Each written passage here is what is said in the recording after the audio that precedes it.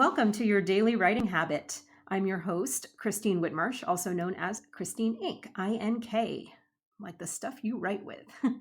Every day, 7 days a week, I am sharing with you the writing habits I've learned over my 18 years as a ghostwriter, book coach, and author. I have found that three types of habits in particular can have a huge impact on your success, and those habits are writing fundamentals, productivity, and mindset. And that's what we'll be covering here on your daily writing habit. Yesterday, I introduced you to the first two steps of my book blueprint development process because, to recap, the stronger the foundation for your book, the higher quality and greater impact your book will have on your readers.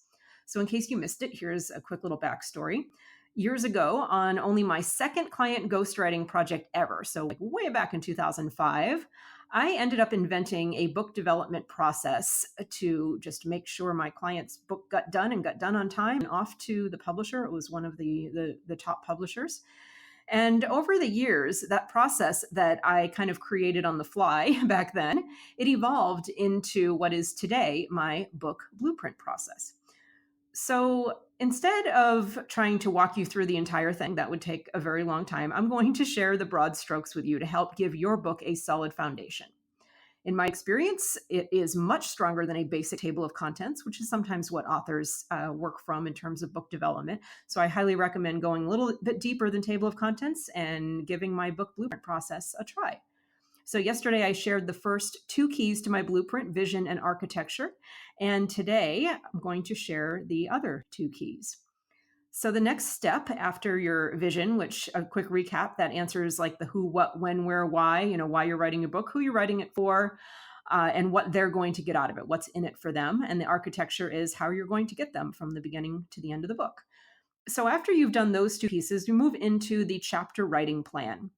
A chapter writing plan is like an extended, extremely detailed table of contents. It's a roadmap within a roadmap. So if the blueprint is your map across the USA and you're going on a cross-country road trip, think of each chapter in your writing plan as a map of each town you want to visit along the way.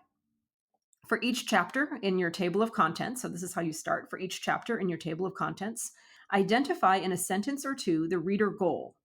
And then after that, come up with bullet points listing each topic and story you want to cover in the chapter in order.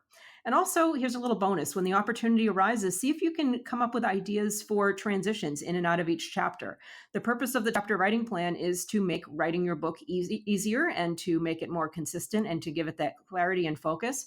So if you can figure out ahead of time how the chapters link together, how you're going to get in and out of each chapter, that will help you down the line, especially, when you're 6 months to a year into your book and you're trying to remember what on earth you were thinking for chapter 10. If you do the chapter writing plan in advance, you will have your original mindset and you'll say, oh yeah, that's what I wanted to do. Great.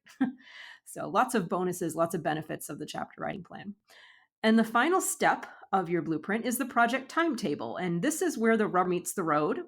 It's a super straightforward table that lists each chapter, and you can do a table, a chart, whatever works for you. Something that lists each chapter, the target word count or page count, depending on how you're measuring progress of your book, a space to fill in the actual word or page count as you're writing your chapters, just to keep yourself accountable and keep your book on track.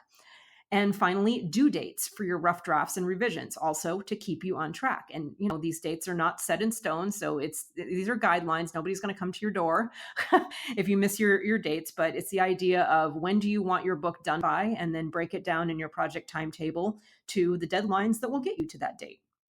And that's it. That's your book blueprint in a nutshell. And I hope this has been helpful for you. Feel free to look me up online. Again, Christine Inc., INK. I'm pretty easy to find on the internet if you just remember Christine Inc.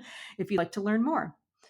Thank you for joining me today here on Your Daily Writing Habit, where I'm helping you solidify your writing habits so you can finish writing an awesome book.